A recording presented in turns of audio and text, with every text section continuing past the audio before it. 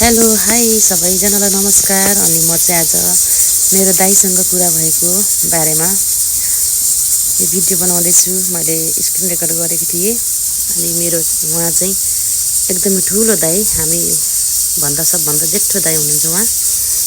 अनि उहाँ र मेरो चाहिँ धेरै समयपछि कुरा भयो, रमाइलो कुराहरू पनि भयो, परदेशी कुराहरू पनि भयो हैन। अनि मेरो दादालाई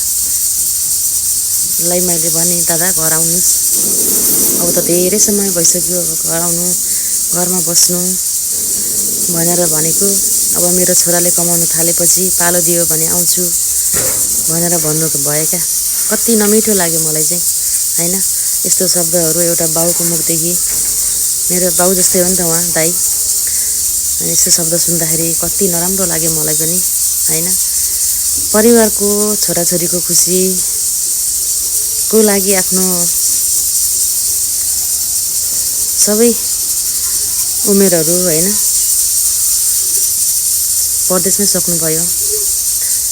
अनि हामीले चाहिँ धेरै लामो समय नै कुरा गऱ्यौँ, लगभग निकै समय गफ गऱ्यौँ। खुसी पनि हुनुभयो दाइ पनि, म पनि खुसी थिएँ। मलाई जिस्काउँदै हुनुहुन्थ्यो, के भन्दै हुन्थ्यो। पहिला सानो सानो बच्चाको कुराहरू गर्दै हुनुहुन्थ्यो। दाइलाई मैले पनि जिस्काएँ। हामी एकदमै राम्रोसँगले कुरा गऱ्यौँ। दाइलाई यति समयपछि मैले देख्दाखेरि जे होस् एकदमै धेरै खुसी लाग्यो क्या मलाई पनि। अनि उहाँको मोबाइल पनि हरायो अरे। अनि मोबाइल अहिले अर्कै किनेको छु, पन्जाबी साथीको।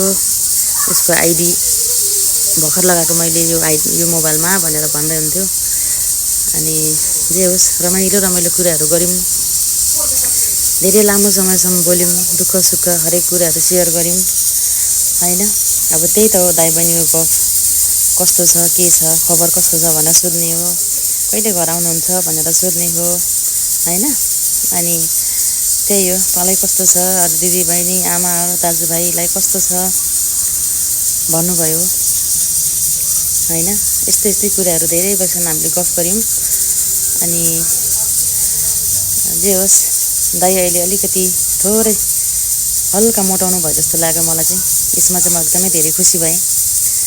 योभन्दा अगाडि पटक मैले फोनमा बोल्दाखेरि दाइलाई हेर्दाखेरि म आफैले महसुस गरेँ कि मेरो दाइलाई राम्रो छैन त्यहाँनिर हैन, अथवा कुनै कुराबाट धेरै तनाव होला जस्तो लागेको थियो। पहिला अनुहारहरू पनि पुरा चाउरी परेको थियो। अहिले योचोटि देख्दाखेरि चाहिँ अनुहारहरू पनि कति राम्रो, अहिले चाहिँ कस्तो राम्रो देखिनु भएको छ। खुसी लाग्यो दाइ बहिनीको धेरै समयपछि। सायद हामी